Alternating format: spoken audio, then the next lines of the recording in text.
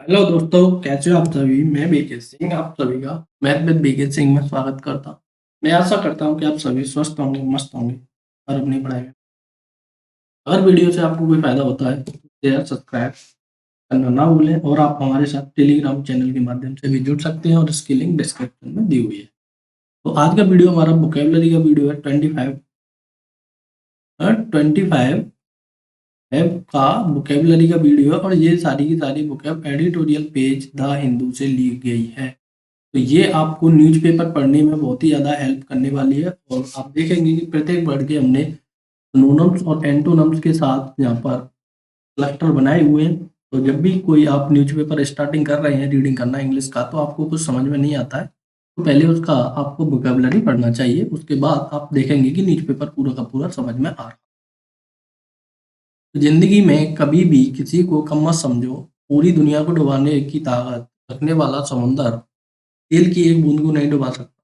आपने देखा होगा कि जो काम आप समझते हैं काफ़ी कठिन है, लेकिन उस काम को काफ़ी छोटे लोग या फिर बहुत ही आसानी से करने वाले लोग उस काम में सक्सेस हो जाते हैं। तो कोई भी काम कठिन या सरल नहीं होता, वो स्थिति पर डिपेंड करता है। इसी प्रकार देखो, जहाँ पर तेल की बूंद समुद्र में नहीं डूबती है, मतलब कहने का ये है कि किसी भी प्रॉब्लम का सॉल्यूशन बड़ी से बड़ी थिंकिंग से नहीं हो सकता है, कभी-कभी छोटी थिंकिंग से भी हो जाता है। तो आपको मस्त रहना है और किसी भी चीज़ का प्रॉब्लम नहीं लेना है। जो भी चीज़ आनी है ज़िंदगी में, वो धीरे-धीरे डील होती जाएँगी। देखो, बिना किसी देरी के पहला वर्ड है रिलक्टेंट। रिलक्टेंट माने होता है अनिच्छा। किसी चीज़ के जब आप काम करने के अनिच्छुक हो, तो आप उसे रिलक्टेंट बोलते हैं। इसके सिनोनिम्स है अनविलिंग। देखो, विल माने होता है इच्छा और अनविलिंग माने हो गया अनिच्छा। लोथ माने होता है बैठे रहना पसंद करने वाला, जिसे किसी काम की कोई इच्छा नहीं है। अनविलिंगनेस, डिसइंक्लाइनेशन। देखो, डिस माने इंक्लाइनेशन माने होता है झुकाव, किसी भी चीज के प्रति प्रवृत्ति होना, किसी चीज को चाहना। इंक्लाइनेशन होता है चाहना, और इसके आगे डिस लग गया तो डिसइंक्लाइनेशन माने जिस किसी चीज को अब इसका अपोजिट हो गया तो इसे आप नहीं चाहते हैं। एंटोनिम्स हो जाएंगे बिलिंग, इंटेंडिंग और विशफुल। विशफुल माने होता है किसी चीज को चाहना, इंटेंड माने होता है किसी चीज का इंटेंशन होता है, आपका इरादा होता है, और बिलिंग माने होता है किसी की इच्छा होना। नेक्स्ट वर्ड है हेजिटेंसी।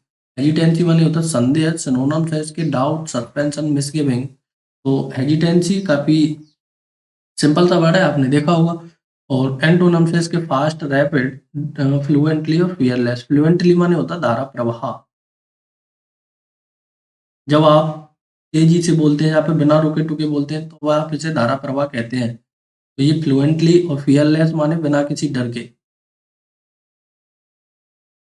बिना किसी डर के आपको कोई संदेह नहीं है। रैपिड माने होता है तेजी से, और फास्ट वाले भी होता है तेजी से। डाउटफुल, सस्पेंशन और मिसगिविंग, ये हो गए इसके सिनोनिम्स और ये एंटोनिम। अब देखो नेक्स्ट वर्ड, ये यहाँ पर रिपीट है। नेक्स्ट वर्ड है आपका फ्रेगैलिटी। फ्रेगैलिटी माने होता है भंगुरता। भंगुर उस चीज को कहते हैं, देखो, जो दिखने में तो काफी कठोर है और आप उसे अगर टच करेंगे तो भी वो कठोर है, लेकिन वो अगर उसको आप तोड़ने की कोशिश करेंगे तो वो आसानी से टूट जाती है, इसे कहते हैं आप भंगुर। तो उसका ब्रिटलनेस और ट्रांसेंसी। ट्रांसेंसी माने होता है क्षण भर के लिए कोई चीज, मतलब क्षणिक हो से बोलते हैं आप ट्रांसेंसी। और इसके एंटोनिम्स हो जाएंगे स्ट्रॉन्ग है, फिर है स्टार्टली, प्रेम और पोटेंट। पोटेंट माने होता है शक्तिशाली, और प्रेम माने होता है दृढ़, और स्टार्डी माने होता है हट्टा कट्टा। जो कोई आदमी मोटा ताजा हो तो उसे आप स्टार्डी बोल सकते हैं, मोटा ताजा। प्रेम माने दृढ़ और स्ट्रॉन्ग माने दृढ़। नेक्स्ट वर्ड है इनएक्सप्लीकेबल। इनएक्सप्लीकेबल माने होता है अकथनीय। अकथनीय का मतलब जिसे व्यक्त ना किया जा सके, जिसे व्यक्त ना किया जा सके। तो इसके सिनोनिम्स देखेंगे आप। अनएक्सप्रेसेबल। एक्सप्रेसेबल माने होता है व्यक्त करना, अन लग गया उसके आगे।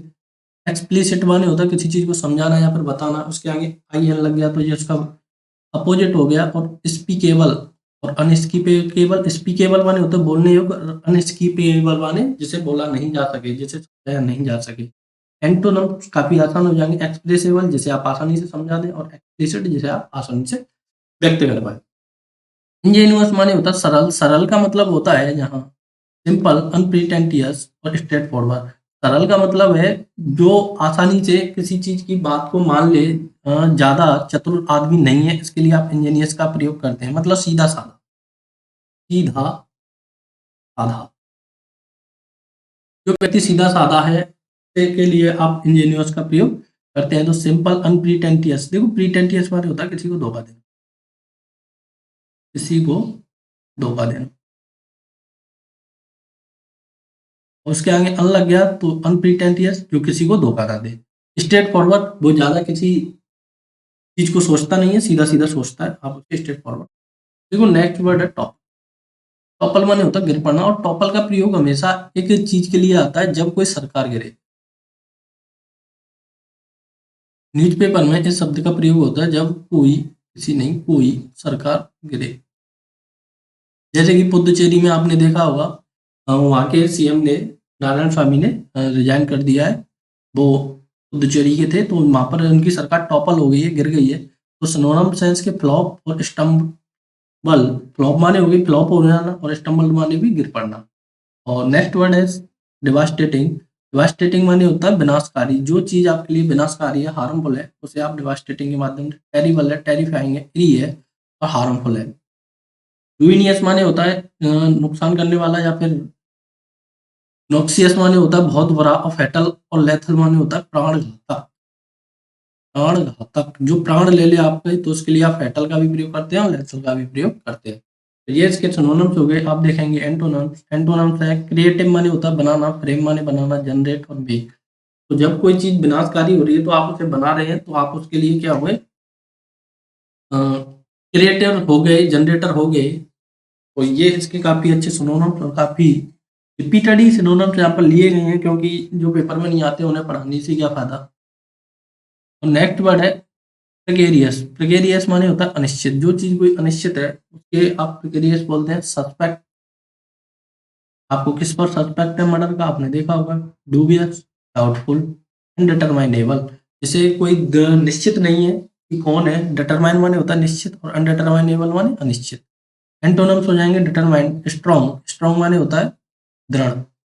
अनफ्लेक्सिबल माने अनमूवेबल, जो अचल है। स्टेबल माने भी अचल होता है आपका, जो स्थिर है, या फिर स्थिर बोल सकते हैं आप। ये हो गए इसके एंटोनिम्स। अब देखेंगे अगला वर्ड फ्लम्बॉक्स। फ्लम्बॉक्स माने होता है घबराना। सिनोनिम जीटर, अनहिंज, अपसेट और ट्रबल। ये इसके काफी अच्छे अच्छे सिनोनिम्स हैं। अब नेक्स्ट वर्ड है